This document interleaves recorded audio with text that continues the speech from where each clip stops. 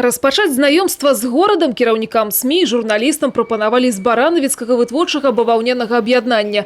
Нядаўна тут прайшла маштабная мадэрнізацыя. Ацанілі намінанты на абласную прэмію і магутнасці самага прыбытковага прадпрыемства – 558-га авіяцыйнага рамонтнага завода. Ну а цэнтральнай падзеяй стала цырымонія падвядзення вынікаў творчага спаборніцтва журналістаў в области.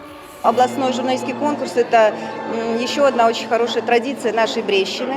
Ну и, конечно, радует то, что награды, которые сегодня получат наши журналисты и редакции по решению профессионального жюри, они пополнят достаточно внушительную коллекцию наград, которая уже есть сегодня у наших журналистов, полученные именно на республиканском уровне.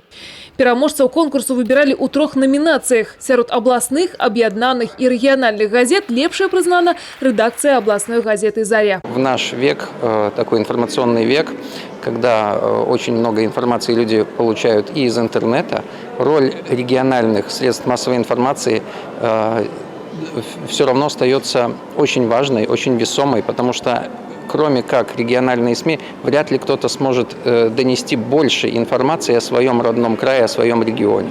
Сярод редакций городских и районных газет одразу 2 пераможцы – Столинская районка, Новины Полесья и Ивановская Яновский край.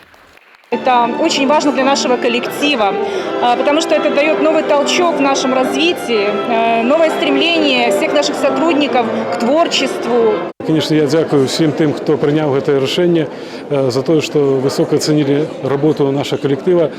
Ну, коли говорить в целом про нашу работу, то, мне кажется, она складалась в этом году с таких 2 великих складников. По-перше, было шмат идей, а по-другое, их удалось реализовать. Галоўны прыз сярод рэдакцыі тэлебачання і радыё заваявала тэлерадыёкампанія «Брэст». Ганаровую узнагароду з рук намесніка старшыні аблвыканкама Олега Вялічкі прымала дырэктар кампании Лариса Добродомова. Мы очень благодарны Брестскому облсполкому, что оценили труд телерадиокомпании. Ведь правда, у нас коллектив единомышленников, очень сплоченный, очень творческий, интеллектуальный.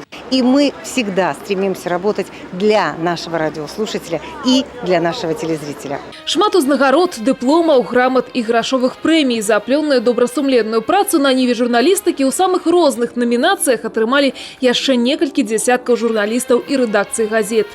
Все должны повышать свой профессионализм, все должны что-то придумывать, как говорится, дерзать и новые какие-то методы, формы внедрять. В общем-то, тут процесс, по-моему, непрерывный творчество, поэтому то, что в принципе происходит. Поэтому, естественно, сегодня хотелось бы в этот день поздравить всех, кто стал победителем, призером нашего конкурса областного. Ну, наверное, не огорчаться тем, которые не попали в число призеров.